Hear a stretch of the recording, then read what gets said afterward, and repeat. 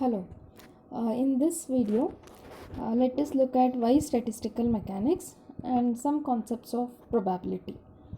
In science, we always try to study a system in order to use it for some other applications. We change its some of our parameters such as temperature, the pressure, volume, or energy. Something is changed, or the number of particles are changed. Something we do, and then how maybe at a different time also we are going to look at how it will behave. We try to predict it. That all is done to use that system for some other applications at some other time. When we say a system may consist of one particle, two particles, or many particles. In a classical mechanics and quantum mechanics, we studied one particle system and then two particle systems. There, three particle systems cannot be addressed. We can, to the maximum, address to a system of two particles. There also we reduce two particle system into one particle system, and then we try to explain how it will work, means how it behaves. In a classical mechanics, if you see what we do, we record initial position and the initial momentum, and we should know equation of motion. Then we can predict what will be the position of a particle at some other time.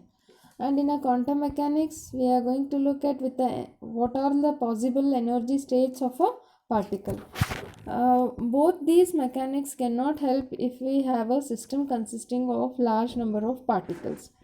If you see a classical mechanics itself, if we try to keep a track of all the particles, how they will be moving, we have to have a two initial conditions and then equation of a motion. We have to record all these for every particle. If you imagine a one mole of any particles, any kind of a material, it consists of a Avogadro's number, and recording such a huge number will take years together using a present day supercomputer also. That's why it's not feasible to work with these classical mechanics or a quantum mechanics. That is not sufficient. It's not like classical mechanics and quantum mechanics are failures. They'll give a behavior of a single particle. For a multi-particle, we want something else. And in earlier days, people were in the need of some rules and laws, special conditions, which will tell something about how the particles will interact and how they'll behave as a system. People struggled very hard during those times, and it's very difficult to formulate a new concepts. If we know something, modification becomes easy, but giving a birth to new concept is very difficult.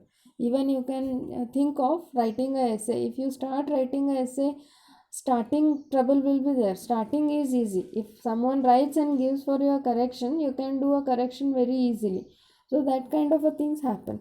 And at that time, earlier days, in a second half of a 50s, James Clerk Maxwell, Ludwig Boltzmann, J.W. Gibbs, and some other, just like Clausius and Kelvin, these people came up with new concepts, and they formulated a new laws.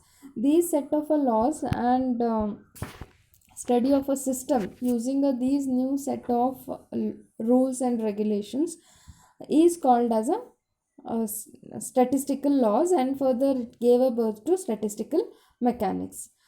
With these laws, it became possible to describe macroscopic properties, that is a bulk properties, just like pressure, total energy of a system, and other things, in terms of microscopic properties of particles, that is energy of a individual particle. Using these rules, one can explain the macroscopic properties in terms of microscopic properties of constituent particles.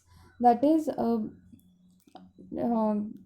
the properties of a whole system can be explained in terms of a properties of, that is especially a quantum mechanical properties of a particle. And this law went on very well in explaining all the kinds of systems. The system may be in a solid state, or it may be a liquid, or in a gaseous state. Even Indian scientist Meghnad Saha, he showed that these laws can be applied to a plasma state also. And these laws can explain the system consisting of two or three states together, just like water and solid state existing together, liquid and gaseous states existing together. For that, a triple point of a water, at that point all the three states of a water coexist together. For such a system also these kind of laws are applicable, and these laws can explain equilibrium as well as a non-equilibrium states of a matter, and very complicated systems also. That's why it got its own importance. And if you see, these laws, which are called as a statistical laws, are developed based on the concepts of probability. The people earlier were not ready to accept these scientists working in this field of statistical mechanics in earlier days faced a lot of opposition by some other people, because probability concepts are applied to random events, and those are not like a sure things. Random events, what they are, the random events are one in which you cannot declare the result very clearly before that event happens. This just you can predict the result, you can tell the result with some percentage of probability. Those such events are called a random events. And the rules for such a kind of a things are called as probabilistic concepts, and using those probability concepts statistical laws were developed. That's why people were in a highly opposing those kind of concepts. Very good example of these random events are tossing of a coin, tossing of die, and predicting the result predicting the result of a game between two teams or two people.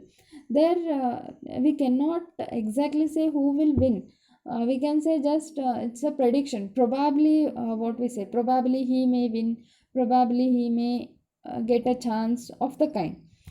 And here if you look at tossing of a coin, there are two possibilities, head or tail. Therefore we say define something called as a probability of getting some result. Here probability of getting head is 1 upon 2. In the numerator we give a what will be the outcome, the number of outcomes divided by total number of outcomes. Here head is the only one possible at a time, therefore it is 1 divided by 2. 2 is total number of outcomes. Similarly, probability of getting a tail is 1 upon 2. Similarly, when you toss a die has a 6 faces, and there is a possibility of getting 1, 2, 3, 4, 5 and 6 on the top. So there are totally 6 outcomes, and in a single throw there is a possibility of only one outcome. Therefore the probability of getting 1 or probability of getting 3 or 4 anything is 1 upon 6. Just if you see, that will be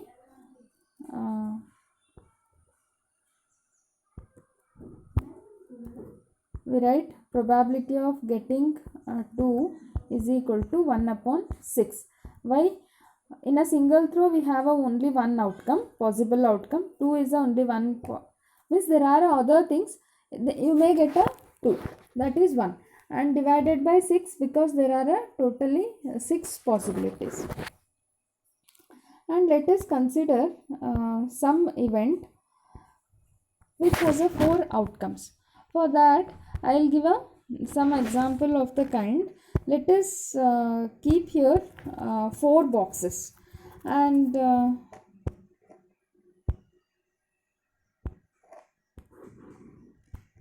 4 boxes. One is A, another one is B, C and D. A, B, C and D. And I'll hold a one ball, and I'll throw a ball. I'll throw a ball in these boxes. For my every throw, ball will fall in either one of a box. So here we have a 4 outcomes, A, B, C, D. And now the probability that the result is A is 1 upon 4, because I can throw in any of the ball.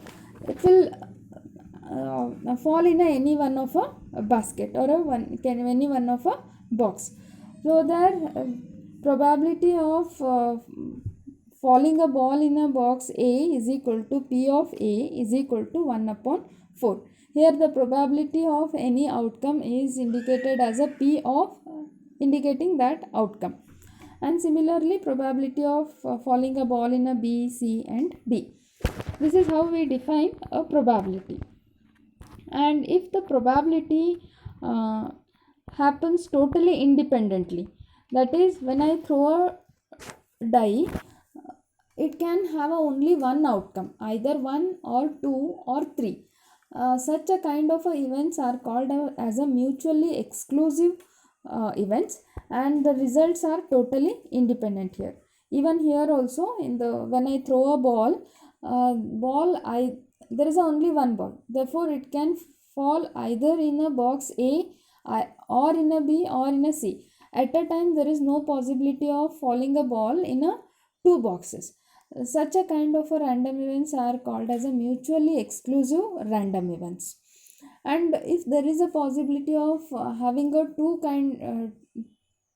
two results together, then we call them as a overlapping random events.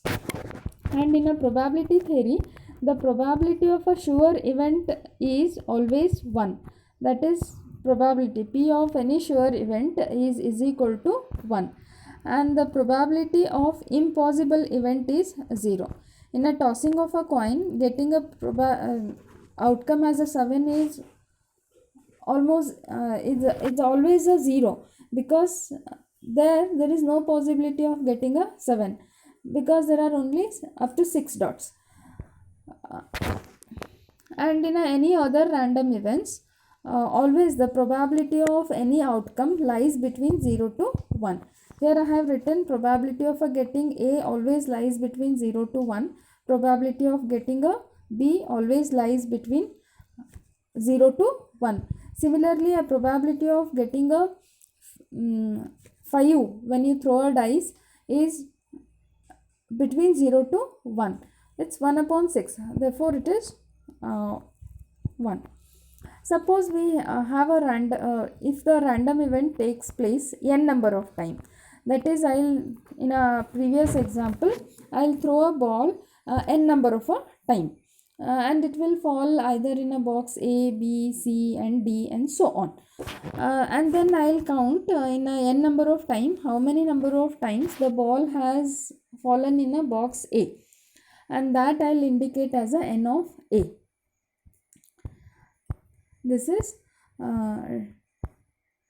in the above case, NA is the number of time the outcome is A. That is, the ball NA number of time ball is fallen in a box A.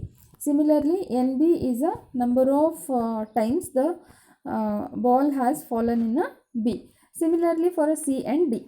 Then we have a probability of getting A. That is, probability of falling a ball in a box A is NA divided by N.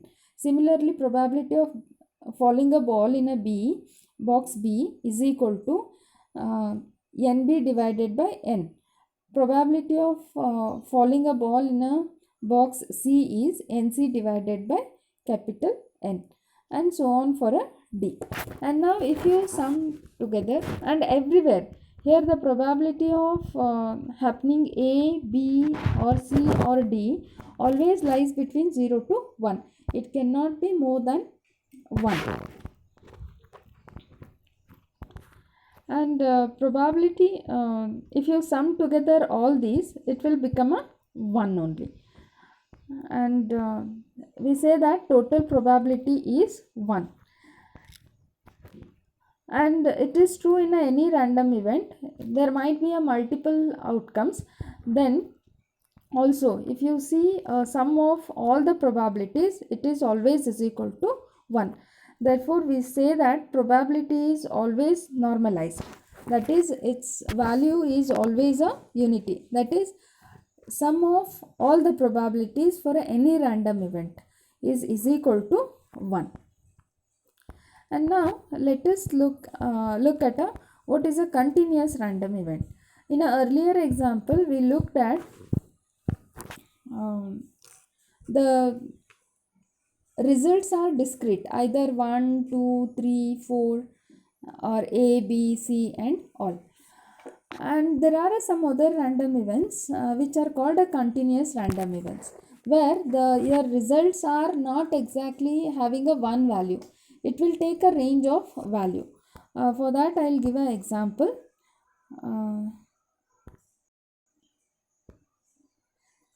Just take one line. I'll put a line marked at a 1 foot, 2nd feet, 3rd feet and so on. And from this point I'll throw a ball on this, and the ball may fall anywhere on the line. It may fall in the certain range. Exactly it will not fall in the range.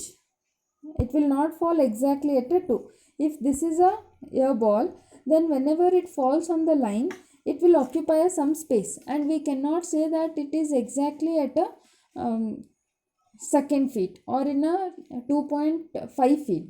So we can say that it will be in the certain range.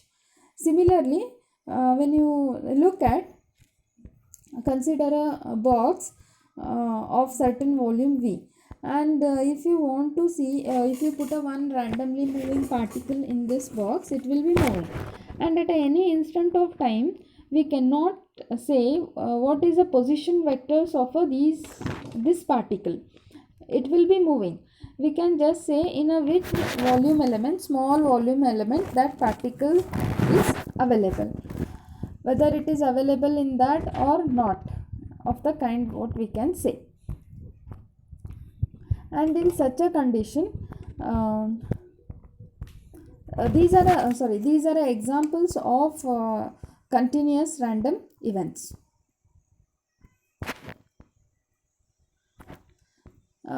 Now, since the particle can exist in a small volume element, we say that probability of finding the particle in this small volume element d of pv is equal to dv divided by capital V, where capital V is a volume of this box.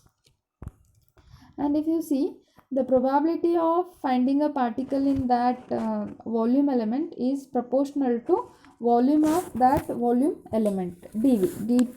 P is proportional to d of V, dv. Therefore there is some proportionality constant. We indicate here it as a f of V, and this probability, constant of proportionality is known as a probability density function, and it is shortly known as a PDF. And every continuous random event has a probability density function. You have seen this even in your Monte Carlo simulation also. There also we used something called as a PDF. We used it frequently there. Here I have made one problem. to find out a PDF, it is probability distribution function or a probability density function. Both are one and the same.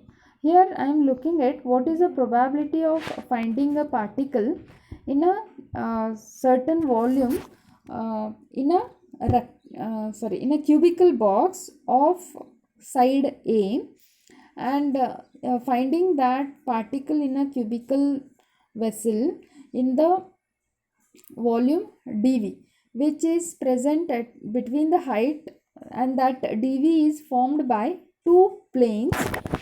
One plane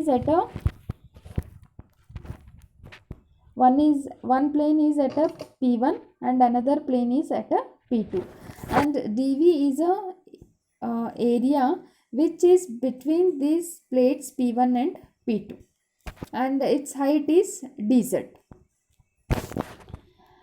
And now the volume of this the volume of this space formed by two plates is equal to a square into dz, and I have indicated that as a dv. Now the probability of finding the particle in this region, that is the region formed by two plates, is equal to dv is equal to a square into dz divided by a cube, and that is equal to 1 upon a into dz, and here 1 upon a is a probability density function. This is how you can calculate a probability density function in this case. In any other random events, we can find out a probability density function. Now let us look at a mean value. In a statistical mechanics, to get an overall picture of the random event, we are interested in mean value of a random event, which is also known as a mathematical expectation. This is central value, and this is very much essential in the study of random events. Consider for that, let us in order to give the idea of a mean value, let us consider vessel of volume V. This is a vessel of volume V. In that we have a small volume element dV, and I will drop some particles, small n number of particles in this box. I will drop those, and at a different instance of time I am going to look at how many number of particles are there in this box, and at a first interval of time, say now I'll record at a first instant of time, whenever I measure, I'll find n1 number of particles in a box, and then at a second instant I'll find a n2 number of particles in that small volume element, and then when I measured a third instant of time, I'll get again a n1 number of particles in that volume element. Then in a third instant I'll get again n1, so on at a fourth instant, so I'll get again n1 number of particles. It means 3 times, when I measured a 4 times, 3 times I got n1 number of particles in that small volume element, and once I got a n2 number of particles in that. So on, I'll measure it for a large number of time, and I find that n1 number of particles found in that small volume element m1 time, and n2 number of particles found m2 number of time, and so on. It is measured for a large number of time, and now the mean number of particles in the whole time interval, that is from first instant I measured to a last instant I measured, the mean number of particles found in that volume dV is equal to n1 into n1 plus m2 into n2 plus so on, sum over divided by m1 plus m2 plus m3 and so on. This m1 plus m2 plus m3 is equal to capital M. It gives you total number of a time I measured the number of particles in a small volume element. And now that mean number indicated as a n bar is equal to m1 divided by capital M into n1 plus m2 divided by capital M into n2 plus m3 divided by capital M into n3 and so on. And here m1 divided by capital M is indicated as a p of n1, and it gives the probability of finding n1 number of particles in a volume element dV. And similarly, p of n3 is probability of finding n3 number of particles in a volume element dV. So on you can find out you can know the probability of finding the number of particles n1, n2, n3 number of particles in that volume element.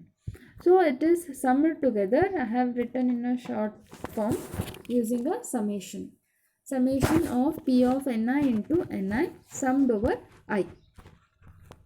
And this is for a one random event what we have seen, and this is true for all the kinds of random events. In general, if f of ni is a function of variable ni, the mean value of f of ni is given by mean value of f of ni is equal to summation of p of ni into f of ni. This is for a discrete random events. And similarly, we can have a mean value of continuous random events. For that, as we know, the probability of finding the any result in the range x to x plus dx is proportional to dx. So that's why we have written here p of x is proportional to dx, and removing that proportionality constant, we have a f of x, which is a probability density. And now using above criteria, the mean value of x means I am going to look at the same random event happening repeatedly, and I will look at what is the mean of that random event. Another random event you did some experiment was with the emission of a nuclear radiation. There you recorded radiations emitted by a radioactive material at a different instance of time, and then you took a mean there how many number of particles are emitted. Similarly, we do a mean here also, and mean value of x is x bar is equal to summation of p of x. Since this is a continuous random event, the summation is replaced by integration, and substituting expression for a p of x, we have integration of x into f of x into dx. Remember here, f of x is a probability distribution function or a probability density function, and this is true for any of the function. And in the whole statistical mechanics, we are going to look at what is this probability distribution function. This is what we are going to determine. Now you have already used this probability distribution function. This expression, if you remember, this expression was earlier used in a Monte Carlo. There also we come up for a derivation of this equation. But now in a statistical mechanics, we are applying some rules to find out this f of x. That probability distribution function you already used in many of your calculations. I hope you remember Fermi-Dirac distribution. That is one of a probability distribution function for a microparticles. Similarly, we have a Bose-Einstein distribution function, we have a Boltzmann distribution function. So all these things are to be understood to know the system. System consisting of a large number of particles, and we are going to determine the expression for these probability distribution functions in the different kinds of systems. And we are going to look at what are the types of systems, how they will be used, and what are the statistical laws in a future classes. And now I'll stop at this point, and you go through a proper study of these probability distribution functions, now probability concepts.